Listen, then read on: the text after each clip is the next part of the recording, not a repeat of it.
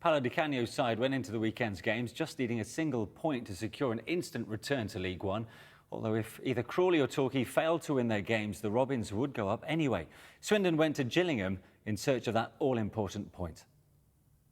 He's rarely been far from the headlines, but as Paolo Di Canio stands on the verge of professional success, it's also been a season of immense personal sadness for the Swindon town manager. 7 months ago he lost his father, and then straight after last weekend's win over Plymouth he went back to Rome for his mother's funeral.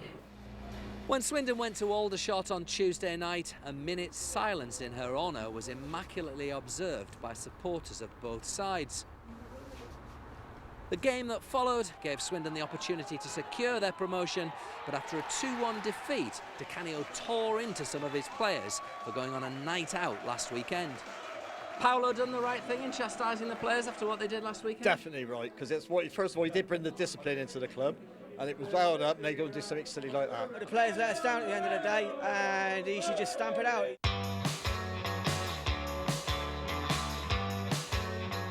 Gaffer's made his feelings clear.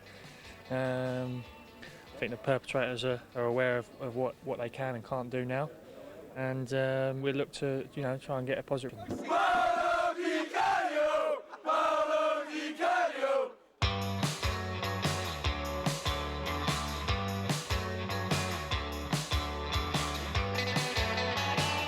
And so it's at Gillingham's Priestfield Stadium that Swindon hope to seal their fate, and a game that might have taken place behind closed doors after a dispute over policing costs.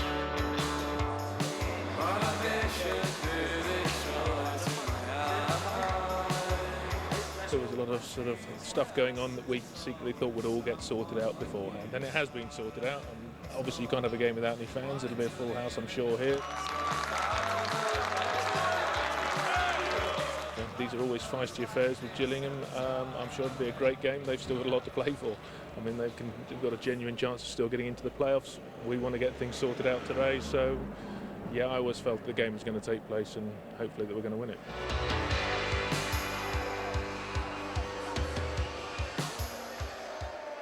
Swindon's quest for that precious point hit the skids just before the half hour. Danny Kedwell's looping header had the leaders sweating. His 14th of the campaign gave Gillingham just the lift they needed, with their playoff hopes hanging by a thread. Lewis Montrose went close to inflicting further damage, with Swindon relieved to hear the half-time whistle. The Kent club started the second half just as strongly.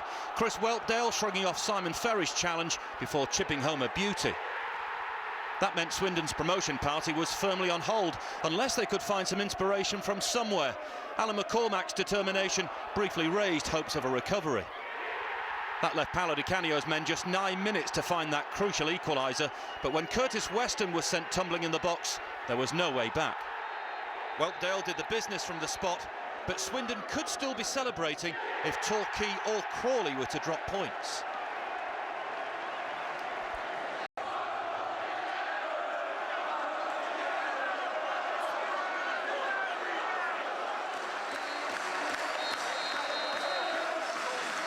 It's difficult to celebrate for many reasons, but most important thing is because I want to finish as a champion, and then because already I'm thinking about the future. So it's obvious that for 10 minutes I can relax a little bit more and enjoy with the fans and the player, because during the season they're suffering together and they deserve this moment.